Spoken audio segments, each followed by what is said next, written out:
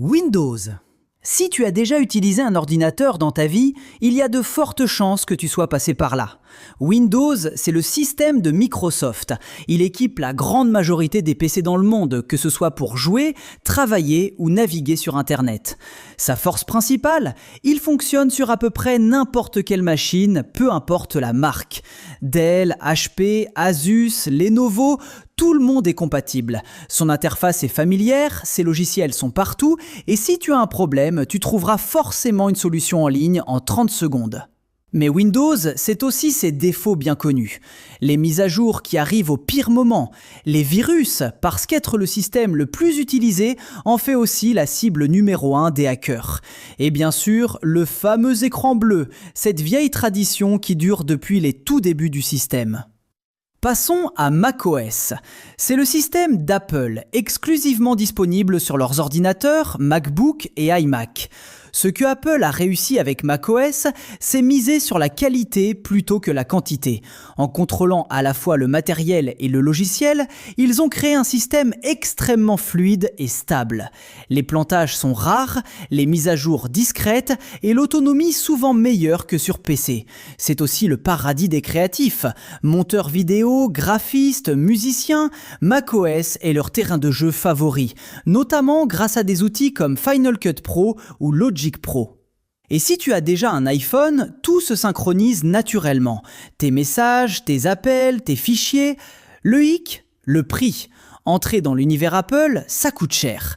Et si tu aimes jouer aux jeux vidéo, macOS n'est clairement pas ta meilleure option. Linux maintenant.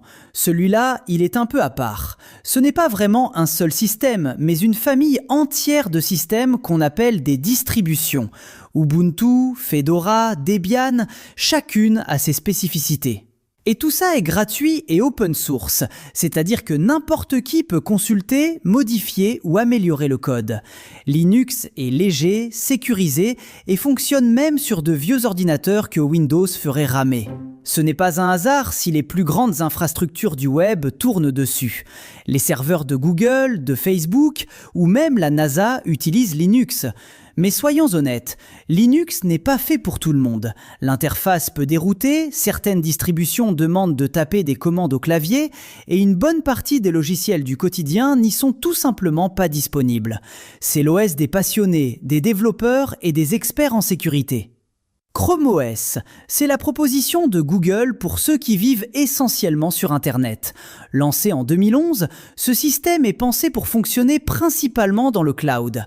Tu navigues, tu streams, tu utilises des applications web et Chrome OS gère tout ça très bien.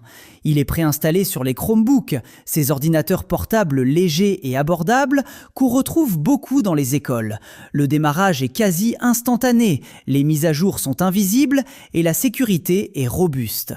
En revanche, sans connexion Internet, il perd beaucoup de son intérêt. Les logiciels lourds ne sont pas au rendez-vous.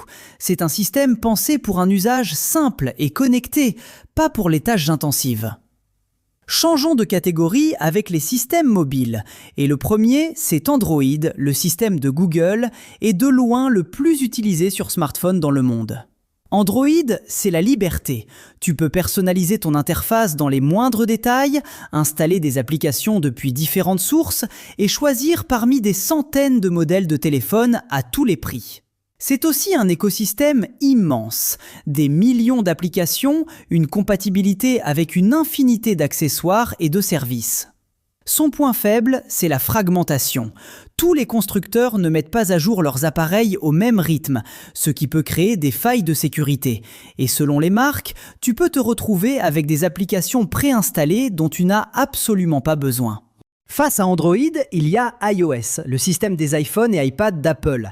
Là où Android mise sur l'ouverture, iOS mise sur le contrôle. Apple gère tout, le matériel, le logiciel et l'App Store. Résultat, un système extrêmement stable, optimisé et suivi dans la durée. Un iPhone sorti il y a 5 ans reçoit encore ses mises à jour et c'est vraiment rare dans l'industrie.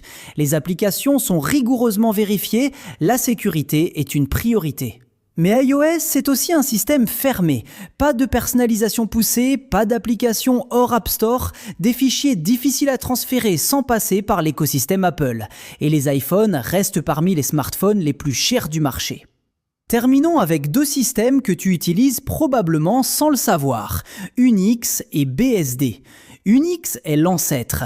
Développé à la fin des années 1960 chez Bell Labs, il a posé les fondations de quasiment tous les systèmes modernes. Aujourd'hui, on le retrouve dans les grandes entreprises, les banques ou encore dans les centres de recherche scientifiques. C'est un système pensé pour des charges de travail massives dans des environnements où la stabilité est non négociable. BSD, lui, est une famille de systèmes dérivés d'Unix, nés dans les années 1970 à l'université de Berkeley. Et tu en croises les traces partout sans t'en rendre compte. La PlayStation 4 et la PlayStation 5 tournent sur une base BSD, tout comme une partie de l'infrastructure de Netflix ou encore des outils de sécurité réseau très répandus. Ces deux systèmes sont invisibles pour le grand public, mais ils font tourner une bonne partie d'Internet et des infrastructures critiques mondiales. Si cette vidéo t'a appris quelque chose, n'oublie pas de laisser un like et de t'abonner. À bientôt!